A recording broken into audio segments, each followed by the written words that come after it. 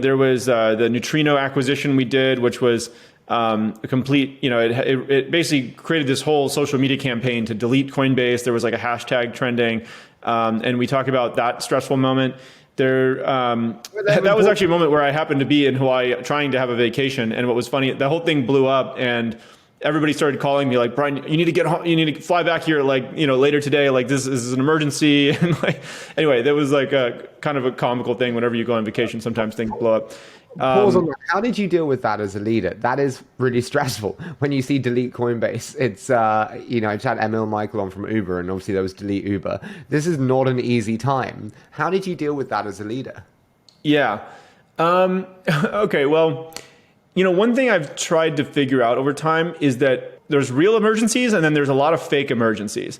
And so a lot of times people will be calling you, or they want to meet with you and as CEO, and they're really spun up on something. And they're like, this is an emergency, right?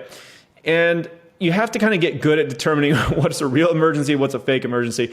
I'm probably a little bit too calm in these moments, almost to a fault. Like there's certainly times where this is actually probably one of my weaknesses. Like conventional CEO advice is like, if there's ever something that's going viral and it's like scaring everyone, and you need to be out there immediately in front of the public and go on CNBC or like whatever the news show is, and restore confidence, right? And what's weird is that in these moments, there's that old saying about like a lie can get halfway around the truth, or halfway around the world before the truth has the chance to put their shoes on. Sometimes I see these things like, you're just going about your regular day. You're trying to build things. You're trying to meet with people. You're trying to hire people. And then like some misinformation or whatever will just like go viral around the whole world. Like while you're in a bunch of meetings or something, you pop out of these meetings and you feel like, oh my gosh, like the whole world is gone crazy. Okay, so what are we going to do? And, my default almost to a fault is like, I don't really feel any pressure to get out there with some kind of quick statement before we've actually figured out what are the facts, what do we want to do about it. And I think, the way to synthesize these two ideas is you can put out a holding statement, right? So this is like part of the value of like a great head of comms inside a company is they can craft this piece and help you get to ground truth, but they can put out a statement, the holding statement, and say, we're aware of the issue, we're looking into it, we'll have an update for you by X, like 12 hours from now or tomorrow or whatever. So everybody can just kind of calm down, they can take a breath, they're like, okay, they're aware of the problem, we're going to hear what they're thinking, and then it gives you some time to go figure out ground truth. And it's surprisingly hard to figure out ground truth sometimes because you pull a bunch of people into this meeting.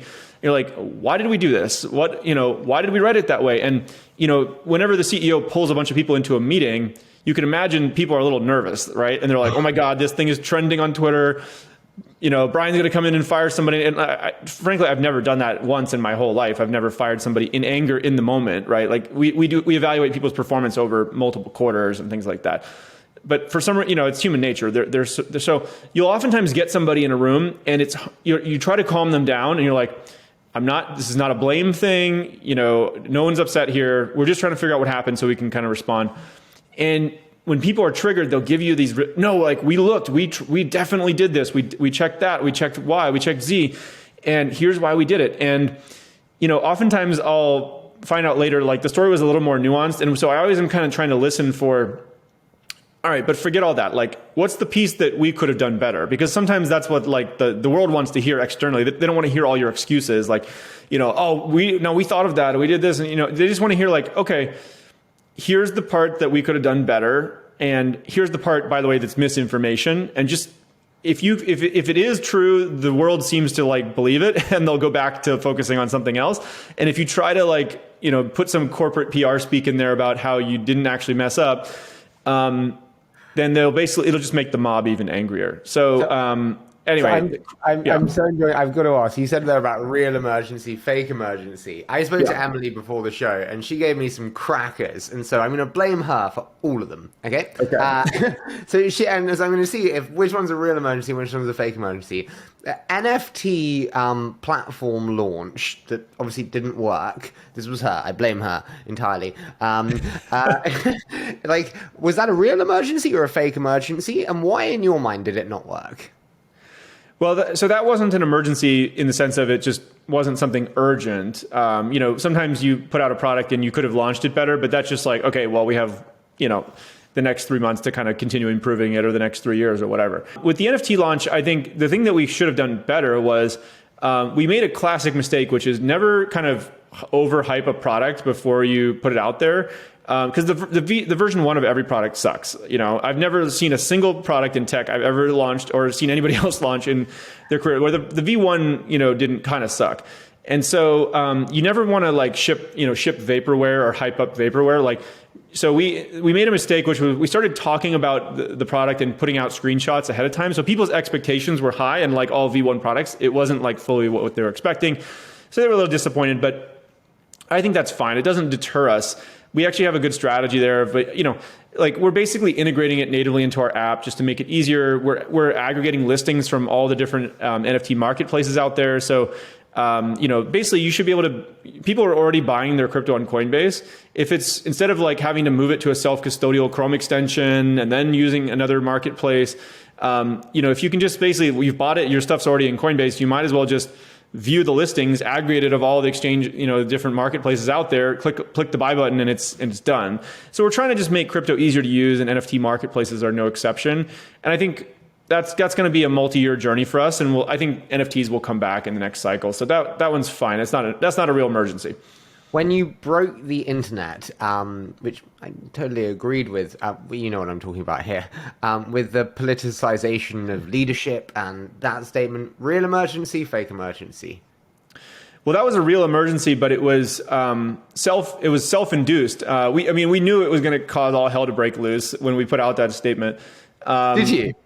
Yeah, for sure. It's it's a third rail hot button issue. We spent, probably about a month ahead of that time, just drafting it, talking with the board, talking with different leaders internally. People were very nervous. And some people even really begged me not to post it, but I was like, I think it's the right thing. We have to do it because we weren't aligned internally about being apolitical. And we had a small vocal percentage of the company just kind of who thought we should be engaging in all these social issues. So it was a major distraction internally. That was kind of like a slow rolling emergency. It wasn't there was a single moment where the employee walkout happened, but after that, everybody came back to work. And then it was just kind of in the background noise, something was